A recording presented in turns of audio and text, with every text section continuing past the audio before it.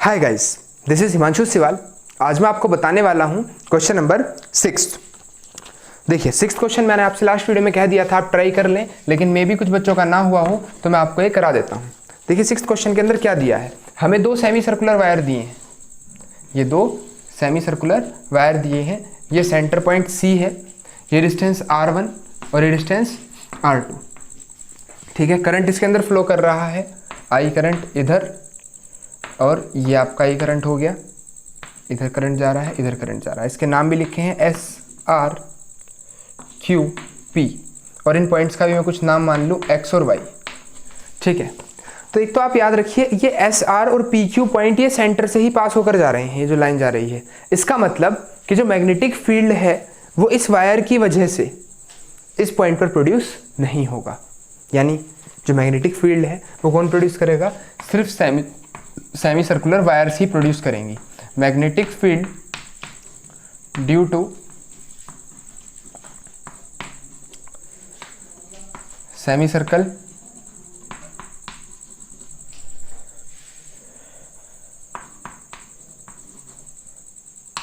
क्या नाम है सेमी सर्कल का, QYR। QYR सेमी सर्कल की वजह से कितना मैग्नेटिक फील्ड प्रोड्यूस होगा। देखिए magnetic field due to semi circle आपको पढ़ाया हुआ है। मान लीजिए मैं इसे B1 मानूं तो फॉर्मूला होगा म्यू नोड I/4R।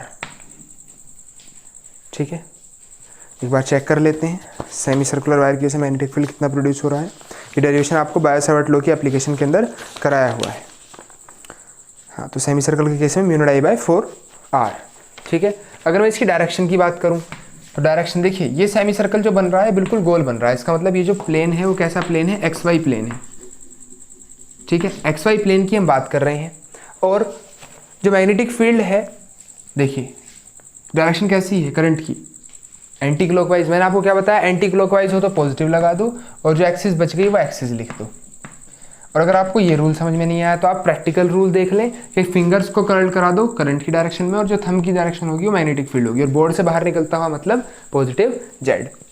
ठीक है, ऐसे ही दूसरा magnetic field B2, magnetic field due to semi circle, इसका नाम मैं लिख दूं PXS।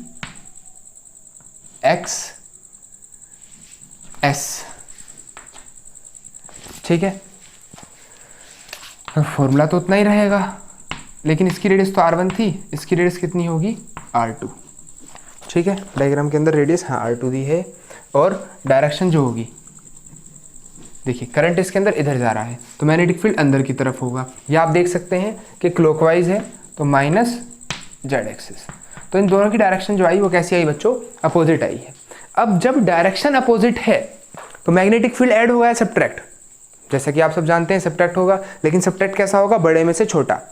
डिनोमिनेटर किसका बड़ा है, R2 बड़ा है डिनोमिनेटर, यानी ये फ्रैक्शन छोटा होगा, ये फ्रैक्शन बड़ा होगा। यानी नेट मैग्नेटिक फील्ड अगर मैं निकालूं, net magnetic field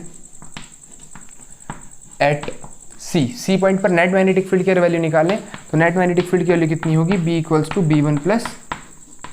B1 - B2। ठीक है, B1 कितना, mu node I/4R1 minus mu node I/4R2। यहाँ से अगर मैं म्यू नोड I/4 कॉमन ले लूँ तो ये वैल्यू हो गई 1/R1 - 1/R2। ठीक है, नाउ ये आपके पास वैल्यू आ गई mu node I/4R1 1/R1 - R2। अगर मैं डायरेक्शन की बात करूं तो अलोंग, देखिए बड़े वेक्टर में से छोटा घटा है, डायरेक्शन हमेशा बड़े की तरफ जाएगी, यानी अलोंग पॉजिटिव Z एक्सिस ये डायरेक्शन होगी। तो ये सिंपल सा क्वेश्चन था। बस आपको क्या पता होना चाहिए बच्चों, आपको ये पता हो कि सर्कुलर वायर की वजह से मैग्नेटिक फील्ड या सेमी सर्कुलर वायर की वजह से मैग्नेटिक फील्ड कितना प्रोड्यूस होता है और उसकी डायरेक्शन कैसे निकालते हैं। बस बाकी तो आपको रिजल्टेंट लेना भी आता, बाकी सब कुछ तो आप इसके अंदर कर लेंगे। ठीक है, चलिए नेक्स्ट क्वेश्चन की तरफ चलते हैं। Question number 7।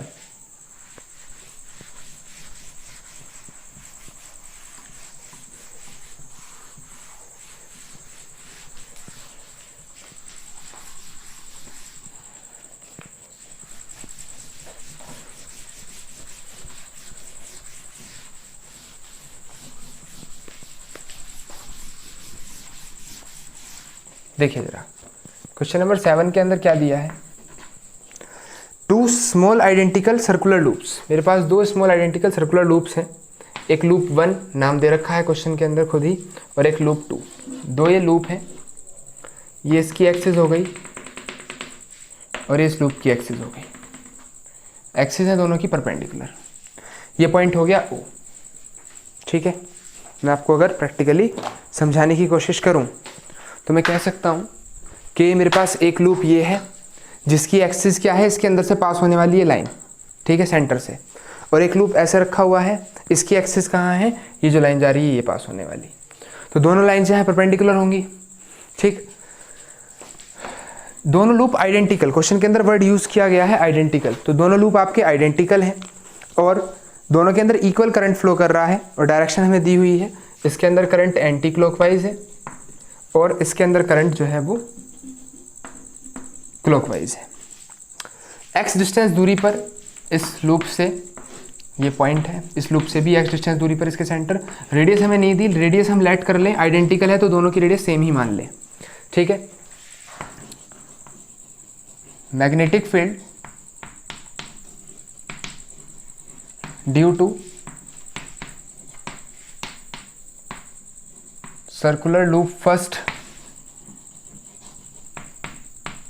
Eight O। Circular loop first की वजह से O पॉइंट पर कितना मैग्नेटिक फील्ड आएगा, तो बच्चों कितना मैग्नेटिक फील्ड आएगा, मान लीजिए मैं उसे B1 मान लूँ, तो मैग्नेटिक फील्ड का फॉर्मूला आपको लिखवाया हुआ है mu node R by 4 pi root के अंदर R square plus x square, R square plus x square की पावर 3/2। कन्फर्म कर लें एक बार, कुछ गलती ना हो गई हो। देख लीजिए आप भी, एक्सिस वाला डेरिवेशन है और एक्सिस वाले डेरिवेशन का जो आपका आंसर है ये mu node I R square, mu node I R square by 4 pi, mu node I R square by 2 R cube, 2 और R square plus x square की पावर 3/2 ये आ रहा है। ठीक है, इतना मैग्नेटिक फील्ड प्रोड्यूस होगा इसकी एक्सिस पर। ठीक है, अब ध्यान दें कि अलोंग डायरेक्शन जो होगी, इसकी डायरेक्शन क्या होगी। ठीक है, डायरेक्शन आप देखिए, ऐसे एंटी क्लॉकवाइज डायरेक्शन है और लूप आपका ऐसे रखा हुआ है, तो अगर मैं ऐसे एंटी क्लॉकवाइज डायरेक्शन की बात करूं, डायरेक्शन इस तरफ होगी। ठीक, आप कह भी सकते हैं एंटी क्लॉकवाइज का मतलब मैंने आपको बताया पॉजिटिव, और ये भी बता रखा है ये प्लेन होता वाई जेड प्लेन, और अगर ऐसे वाला सर्कल है तो ये प्लेन होता आपका एक्स जेड प्लेन। ठीक है, तो मैग्नेटिक फील्ड की जो वैल्यू होगी अलोंग पॉजिटिव कितना, इस तरफ, ये वाई जेड प्लेन है तो बची हुई एक्सिस क्या, पॉजिटिव एक्स एक्सिस।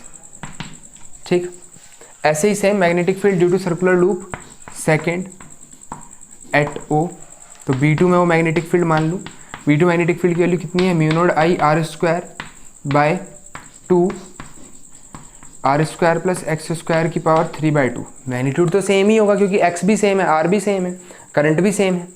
ठीक, अलोंग डायरेक्शन की बात बस बचती है, तो अब देख लीजिए एक्स जेड प्लेन है, क्लॉकवाइज डायरेक्शन है, क्लॉकवाइज का मतलब माइनस, और एक्स जेड प्लेन है तो बची हुई जो आपकी एक्सिस हो गई वो, तो minus y axis, minus y axis इसकी डायरेक्शन आ गई। माइनस वाई एक्सिस मतलब बच्चों ये नीचे, तो B1 की वैल्यू इधर आ गई और B2 की वैल्यू इधर आ गई। ठीक है, नाउ नेट मैग्नेटिक फील्ड अगर मैं निकालूं तो नेट मैग्नेटिक फील्ड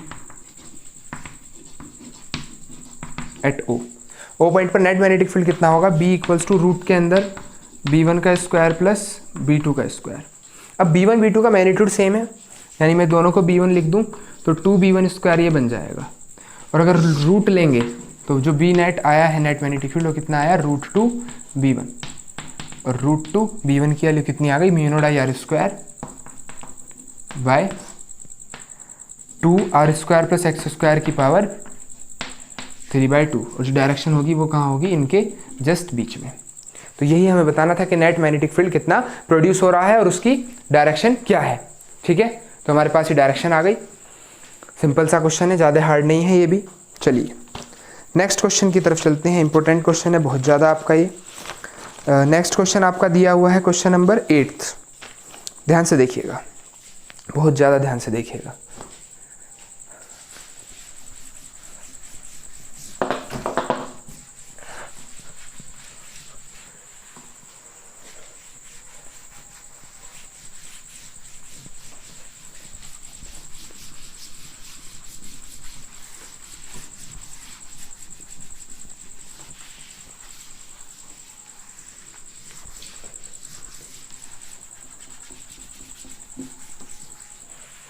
चलिए तो बात करते हैं क्वेश्चन नंबर 8 की। इसके अंदर क्या है, a proton, a deuteron and an alpha particle accelerate by same potential difference enters perpendicular a uniform magnetic field. मेरे पास 3 पार्टिकल्स हैं, मान लीजिए कोई यूनिफॉर्म मैग्नेटिक फील्ड है और इस यूनिफॉर्म मैग्नेटिक फील्ड के अंदर 3 पार्टिकल एंटर करते हैं। एक पार्टिकल गया प्रोटॉन, एक गया ड्यूट्रॉन और एक गया अल्फा पार्टिकल। ठीक है, आपको पता है चार्ज पार्टिकल जैसे ही मैग्नेटिक फील्ड के अंदर परपेंडिकुलर एंटर करता है तो वो कैसे मोशन में मूव करता है बच्चों, सर्कुलर मोशन में। यानी वो चार्ज पार्टिकल वहां जाते ही सर्कुलर मोशन में मूव करना स्टार्ट कर देगा। अब आपको ये तीनों पता होने चाहिए। सबसे मेन बात तो ये है, व्हाट इज प्रोटॉन, प्रोटॉन क्या है, ये बात मैं आपको बता रहा हूँ, ये क्वेश्चन के अंदर नहीं है, ये आपको जनरली पता होनी चाहिए थी बच्चों। तो प्रोटॉन क्या है, न्यूक्लियस ऑफ 1h1 जो हाइड्रोजन एटम है उसकी न्यूक्लियस को हम प्रोटॉन बोलते हैं। ठीक, इसका जो चार्ज है वो कितना होता है E, और मास मास की वैल्यू mp की वैल्यू आप देख सकते हैं, कॉन्स्टेंट्स के अंदर गिवन मिल जाती है आपको पेपर में भी, तो आप मैं mp से डिनोट कर रहा हूँ मान लीजिए। दूसरी चीज़ आई ड्यूट्रॉन। देखिए ड्यूट्रॉन क्या है, ये है न्यूक्लियस ऑफ 1h2 की न्यूक्लियस। अब 1h2 की न्यूक्लियस मतलब क्या भाई, 1h2 एक एटम है, ड्यूटीरियम बोलते हैं इसे, है ना। इसकी जो न्यूक्लियस है उसके अंदर होगा क्या क्या, देखिए ये जो नंबर है एटॉमिक नंबर, ये डिनोट करता है प्रोटॉन्स के नंबर को, यानी प्रोटॉन तो उसके अंदर 1 है और न्यूट्रॉन इसका डिफरेंस होता है न्यूट्रॉन। तो न्यूट्रॉन कितना है, वो 1 है। इसके अंदर जबकि डिफरेंस 0 था, यानी न्यूट्रॉन था ही नहीं, सिर्फ प्रोटॉन था। यहाँ एक प्रोटॉन एक न्यूट्रॉन का कॉम्बिनेशन ड्यूट्रॉन बनता है। इसका चार्ज कितना होगा, देखिए न्यूट्रॉन का तो कुछ चार्ज है नहीं, यानी चार्ज तो सिर्फ प्रोटॉन का ही काउंट होगा, लेकिन मास जो है वो दोनों का ऐड होगा। एक मास है हमारा प्रोटॉन का और एक मास है हमारा न्यूट्रॉन का। तो टोटल मास है वो कितना होगा इसका, वो होगा double of mass of proton, क्योंकि हम मान के चलते हैं कि प्रोटॉन का मास लगभग न्यूट्रॉन के मास के बराबर है। यानी मैं इन दोनों का मास बराबर मान सकता हूँ और दोनों का मास ऐड करूँगा तो 2 प्रोटॉन के मास के बराबर ही वैल्यू आ जाएगी। नेक्स्ट जो आपकी चीज़ है वो क्या है, अल्फा पार्टिकल। तो what is alpha particle, alpha particle क्या है, अल्फा पार्टिकल है न्यूक्लियस ऑफ हीलियम एटम यानी कि 2He4 की न्यूक्लियस। अब 2He4 की जो न्यूक्लियस है, प्रोटॉन कितने होंगे वहाँ, देखिए 2 प्रोटॉन है, ये नंबर प्रोटॉन का है, और न्यूट्रॉन कितने होंगे, वो भी 2 होंगे। ठीक, ये बात आप समझ लें बहुत अच्छे से, क्योंकि ये बहुत सारे क्वेश्चंस में लगने वाली है आपको बाद में भी। तो प्रोटॉन 2 न्यूट्रॉन 2, यानी चार्ज कितना हो गया, 2 प्रोटॉन पर चार्ज कितना है बच्चों, 2 प्रोटॉन पर चार्ज है 2e, और मास कितना हो गया, मास हो गया 4 mp, क्योंकि 2 इसका और 2 इसका, तो टोटल 4 mp मास होगा। और एक बात आप याद रखेंगे, काइनेटिक एनर्जी, मैंने आपको वर्क डन का फॉर्मूला पढ़ाया था। तो वर्क डन चैप्टर नंबर 2 के अंदर चार्ज इनटू वोल्टेज एक फॉर्मूला आया था वर्क डन का। देखिए work done energy same quantity है, यानी मैं कह सकता हूँ काइनेटिक एनर्जी का भी मैं फॉर्मूला चार्ज इनटू वोल्टेज लिख सकता हूँ। नाउ क्वेश्चन 8 के अंदर ये कह दिया तीनों पार्टिकल मैग्नेटिक फील्ड के अंदर एंटर करते हैं परपेंडिकुलरली, यानी वो सर्कुलर मोशन में मूव करेंगे, हमें उनकी काइनेटिक एनर्जी बतानी है कितनी होगी, यानी काइनेटिक एनर्जी कंपेयर करनी है। ठीक है, तो kinetic energy of alpha particle, थोड़ा सा मैं स्पेस बना लूं क्योंकि क्वेश्चन लेंथी होने वाला है। तो काइनेटिक एनर्जी ऑफ पहले प्रोटॉन की निकालते हैं। प्रोटॉन की काइनेटिक एनर्जी निकालेंगे भी, चार्ज प्रोटॉन का E, और सेम वोल्टेज से एक्सेलरेट कराया जा रहा है, इसका मतलब कि वोल्टेज तीनों पर सेम अप्लाई हो रही है, तो E भी हो गया काइनेटिक एनर्जी ऑफ प्रोटॉन। अगर मैं काइनेटिक एनर्जी ऑफ ड्यूट्रॉन निकालूं तो ड्यूट्रॉन की काइनेटिक एनर्जी कितनी होगी, उस पर भी चार्ज E है, सेम वोल्टेज लगा रहे हैं। Kinetic energy of alpha particle पर चार्ज कितना है 2E, अल्फा पार्टिकल पर चार्ज कितना है 2E, और वोल्टेज पर भी V लगा रहे हैं। यानी कि अगर मैं तीनों की काइनेटिक एनर्जी का रेशो निकालूं और kinetic energy of alpha particle, तो रेशो कितना आ जाएगा 1:1:2 आ जाएगा। ठीक है, क्योंकि EV से EV ये कट जाएगा, 1:1:2 बचेगा। तो पहले पार्ट का आंसर हमारा आ गया। Now it's time for second part. देखिए सेकंड पार्ट और अच्छा है। यहाँ क्या रखा है कि अगर प्रोटॉन की रेडियस 10 सेंटीमीटर है, अगर प्रोटॉन की रेडियस 10 सेंटीमीटर है, रेडियस ऑफ प्रोटॉन कितनी है 10 सेंटीमीटर, तो ये कह दिया find out the radius of deuteron and alpha particle path, मतलब रेडियस बतानी है ड्यूट्रॉन की कितनी होगी और अल्फा पार्टिकल की कितनी होगी। देखिए जब कोई चार्ज पार्टिकल मैग्नेटिक फील्ड के अंदर एंटर करता है तो उस पर इतना फोर्स लगता है, ये भी वोल्टेज नहीं वेलोसिटी है, और ये फोर्स किसके बराबर होगा, जब ये फोर्स सेंट्रीपिटल फोर्स के बराबर होगा जब ही वो मोशन करेगा। यानी एक वी से एक वी काट दूं तो आर का फॉर्मूला कितना आ गया, यहाँ आर का फॉर्मूला आ गया M V by Q B, ये आपको पहले भी प्रूफ करवाया हुआ है, M V by Q B formula आ गया। तो क्या मैं इसका स्क्वायर करूं, आर का यूएस तो रेशो निकालना है, चलो आर का स्क्वायर कर दें, तो एम स्क्वायर वी स्क्वायर, क्या हम डायरेक्ट नहीं निकाल सकते, हाँ डायरेक्ट नहीं निकाल सकते क्योंकि हमें वेलोसिटी नहीं बताई कि ये तीनों के तीनों क्या सेम वेलोसिटी से एंटर कर रहे हैं या डिफरेंट वेलोसिटी से एंटर कर रहे हैं, और आपको पता काइनेटिक एनर्जी अगर तीनों की सेम नहीं आई इसका मतलब वेलोसिटी अलग अलग रही होंगी। तो मैं वेलोसिटी हटाना चाह रहा हूँ यहाँ से, तो वेलोसिटी हटाने के लिए मैंने इसकी स्क्वायरिंग करी, ठीक 2 से डिवाइड मल्टीप्लाई भी करा दिया, और इसके अंदर मैं क्या इसे ऐसे लिख सकता हूँ 2 into half m v square into m by q square B square. अगर आप इसको अब सॉल्व करेंगे तो 2 से 2 कट गया, एम स्क्वायर वी स्क्वायर वही बन जाएगा जो था, ठीक। तो अभी क्या बन गया, रेडियस के स्क्वायर का जो फॉर्मूला है वो आ गया 2 into half m v square क्या है kinetic energy into mass bye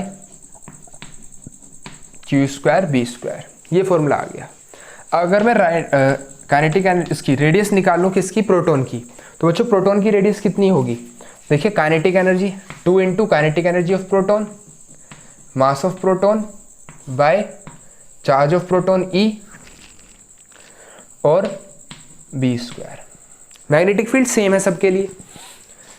अगर मैं रेडियस निकालूं ड्यूट्रॉन की, तो ड्यूट्रॉन की रेडियस कितनी 2 into kinetic energy of deuteron, mass of deuteron, देखिए मास ऑफ ड्यूट्रॉन कितना है twice of mass of proton, तो 2 mp बाय चार्ज तो ई है, रेडियस ऑफ अल्फा पार्टिकल तो 2 kinetic energy of alpha particle, mass of alpha particle कितना 4 mp, charge of alpha particle कितना 2e, और 2e का होना है स्क्वायर, तो अगर मैं 2 का स्क्वायर करूंगा 4 से 4 कैंसिल, तो 2k अल्फा mp बाय ई स्क्वायर बी स्क्वायर, ये वैल्यू हमारी बच जाएगी। नाउ अगर मैं रेशो निकालूं आर पी रेशो, इसका भी स्क्वायर है बच्चों, ये स्क्वायर का फॉर्मूला है, गलती से स्क्वायर छूट गया, R p ratio R d square ratio R alpha. अगर मैं इन तीनों का रेशो निकालता हूँ तो ध्यान देना बच्चों, ये के डी, ये के पी बचेगा, ये कट जाएगा, ये कट जाएगा, ये कट जाएगा, ये कट जाएगा, सब में आ रहा है क्योंकि ये वैल्यू देखो आप 2 mp by e square B square सबके अंदर कॉमन है, 2 mp by e square B square, तो ये वैल्यू तीनों में से काट दूँ, तो काट दूंगा तो यहाँ तो बचा के पी, यहाँ से अगर मैं कैंसिल आउट करता हूँ 2 mp ई स्क्वायर बी स्क्वायर, तो बचता है 2 kd, के समझ रहे हो ना काइनेटिक एनर्जी, और अगर मैं यहाँ निकालता हूँ आर अल्फा, तो आर अल्फा की वैल्यू कितनी आ जाएगी भाई, 2 कट गया, mp कट गया, के अल्फा बचेगा बस, ये आ गया। के पी रेशो के डी रेशो के अल्फा, ये तो हम निकाल चुके हैं फर्स्ट पार्ट में, कितना है 1:1:2, तो यानी इन्हें भी हटा दूं और 1 रेशो इसके प्लेस पर 1 और इसके प्लेस पर 2 रख सकते हैं हम। ये तो आया किसका, स्क्वायर का, R p square ratio R d square ratio R alpha square.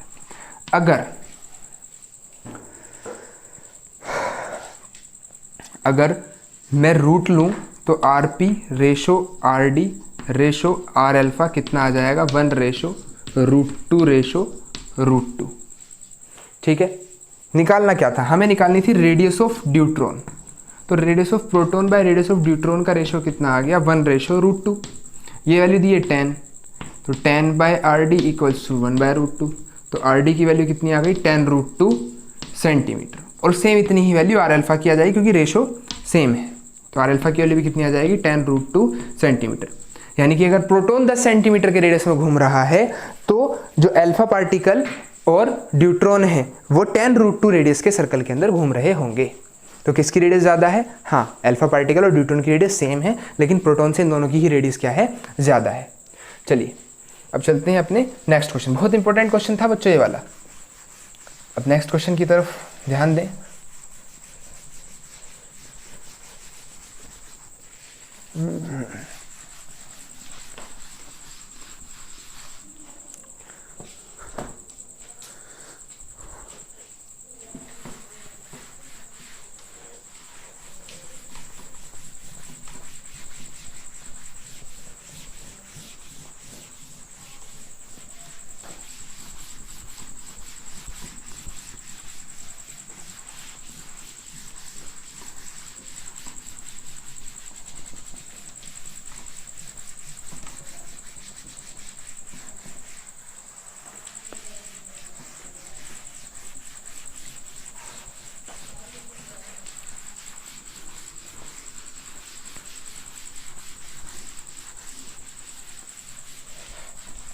बड़ा मुश्किल से रफ हो रहा है, तो पता नहीं इस बार चौक कैसी आ गई कि रफ ही नहीं हो गई दरी।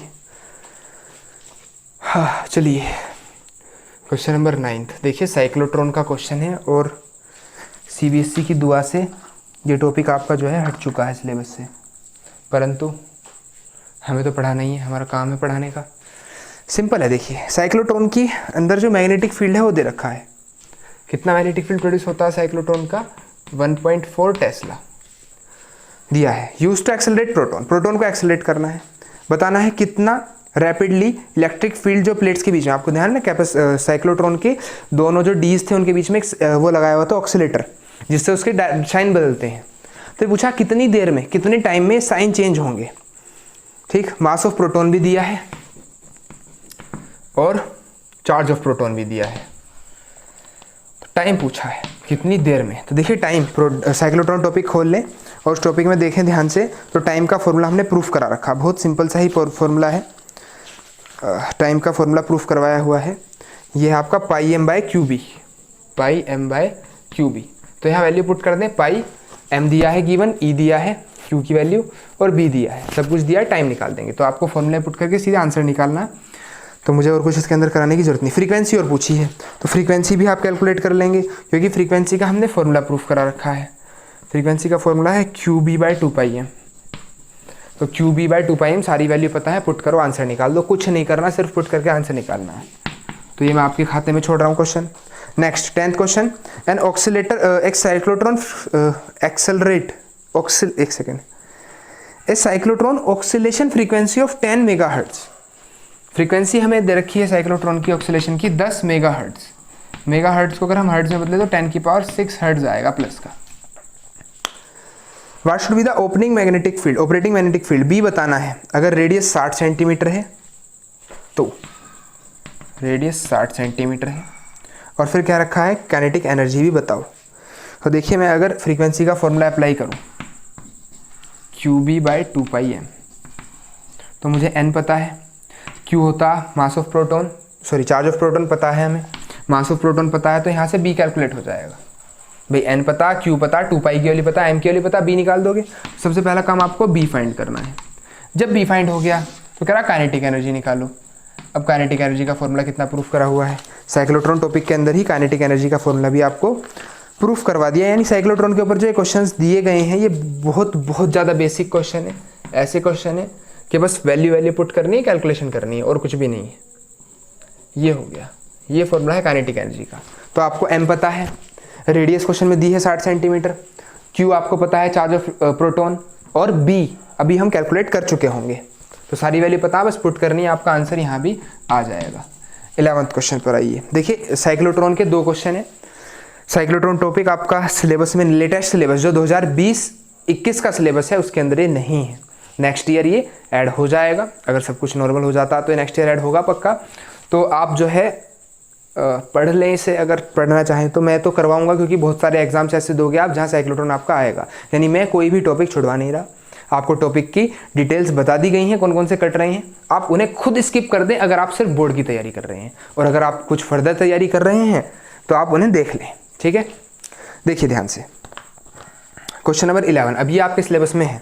11 क्वेश्चन है, एक 3 सेंटीमीटर का वायर है, उसके अंदर 10 एम्पियर का करंट है, वो इनसाइड सोलेनोइड रखा हुआ। मान लीजिए एक सोलेनोइड है, इस सोलेनोइड के अंदर एक वायर रखा है और वायर भी ऐसा रखा है एक्सिस के, ये एक्सिस होती है सोलेनोइड की, इसके परपेंडिकुलर। तो मान लो ये कोई वायर रखा है, ठीक, इसके अंदर जो करंट है वायर के अंदर, वो करंट कितना दिया है बच्चों, इस वायर के अंदर जो करंट फ्लो कर रहा है वो 10 एम्पियर का है, और इस वायर की जो लेंथ है वो लेंथ कितनी है 30 सेंटीमीटर। ठीक, ये सोलेनॉइड के अंदर रखा है और सोलेनॉइड जो मैग्नेटिक फील्ड प्रोड्यूस कर रहा है वो मैग्नेटिक फील्ड प्रोड्यूस कर रहा है 0.27 टेस्ला का। हमें बताना है कि कितना फोर्स लग रहा होगा इस वायर पर। तो फोर्स का फॉर्मूला आप सभी को पता है, करंट कैरिंग वायर पर जो फोर्स लगता है वो लगता है ILB sine theta, ILB sine theta. तो आई दिया है क्वेश्चन के अंदर 10 एम्पियर, लेंथ इस वायर की दी है 30 सेंटीमीटर, सेंटीमीटर को मीटर में कन्वर्ट कर लें। मैग्नेटिक फील्ड वो भी दिया है 0.27 और साइन एंगल दिया है 90, साइन 90 की वैल्यू हो गई 1। ये आपका 0 से 0 कैंसिल, 27 की 3 में इंटू करूँगा तो 81 आएगा और 1 डिवाइड 10 से 10 ये भी गया, तो ये आपका 0.81 टेस्ला, इतना आपका ये magnetic field produce, sorry Tesla नहीं न्यूटन। ठीक है, तो इतना मैग्नेटिक फील्ड प्रोड्यूस हो रहा है, सॉरी इतना फोर्स उस वायर पर लग रहा है, इतना ही बताना था उस क्वेश्चन के अंदर। नेक्स्ट क्वेश्चन देखिए नेक्स्ट क्वेश्चन भी ऐसा ही है, सिंपल 12, बस 12 तक इस वीडियो के अंदर बताएंगे, बचे हुए क्वेश्चंस आपको नेक्स्ट वीडियो में कराए जाएंगे। एक सोलेनॉइड है जिसकी लेंथ दी है, सोलेनॉइड की लेंथ दी है, मैं डायग्राम बना दूँ तो आपको ताकि आप क्लियर रहे। अगर मैं बात करूँ सोलेनॉइड की, तो सोलेनॉइड की लेंथ हमें दी है, कितनी दी है सोलेनॉइड की लेंथ 0.4 मीटर और टर्न्स दिए हैं उसके अंदर, नंबर ऑफ टर्न्स दिए हैं कितने 500 और उसके अंदर जो करंट फ्लो हो रहा है वो दिया है 3 एम्पियर। ठीक, इस सोलेनॉइड के अंदर हमने एक लूप रख दिया, कॉइल रख दी एक। ठीक, इसके अंदर एक कॉइल रख दी, रेक्टेंगुलर कॉइल हो सकती है या सर्कुलर। देखिए सर्कुलर कॉइल दी है, सर्कुलर एक कॉइल रख दी। कॉइल का मतलब बहुत सारे वायर्स ऐसे लपेट के तब बाहर रखे हुए हैं। ठीक, कॉइल की डिटेल दी हुई है, कॉइल के नंबर ऑफ टर्न्स है 10 बार उसे वायर को ऐसे लपेट कर तब रखा हुआ है और उसकी रेडियस है 0.01 मीटर, करंट दिया है 0.4 एम्पियर। इसके अंदर भी करंट है ना, जो कॉइल रखी है इसके अंदर भी करंट है कितना 0.4 एम्पियर। ये बताना है कि टॉर्क कितना लगेगा इस कॉइल को होल्ड करने के लिए, यानी इस पर टॉर्क बताना है, इस पर टॉर्क कितना लग रहा होगा।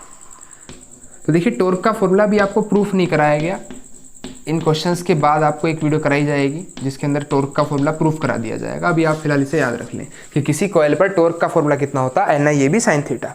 तो टॉर्क निकालने के लिए मुझे N दिया है, बिल्कुल I दिया है, हाँ जी, एरिया निकल जाएगा पाई आर स्क्वायर फॉर्मूले से, थीटा 90 रख लेंगे क्योंकि कॉइल परपेंडिकुलर रखी है।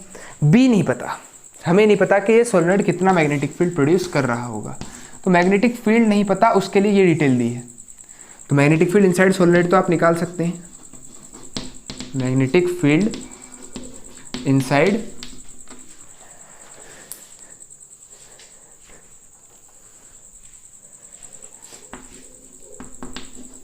सोलेनॉइड। तो सोलेनॉइड के इनसाइड मैग्नेटिक फील्ड निकालना है, उसका फॉर्मूला आपको पता है म्यू नोड I/N/L। ये सारी वैल्यू दी है यहाँ, NIL सब पुट करें तो पहले B निकाल लें, फिर ये 3-4 चीज़ पुट कर यहाँ N टॉर्क निकाल दें। कैलकुलेशन आपको करनी है, आप खुद कर लेंगे। बहुत अच्छे क्वेश्चन थे इसके अंदर, सबसे अच्छा क्वेश्चन आपका यही था, 7th और 8th क्वेश्चन बहुत अच्छे क्वेश्चन है, 7th 8 दोनों ही।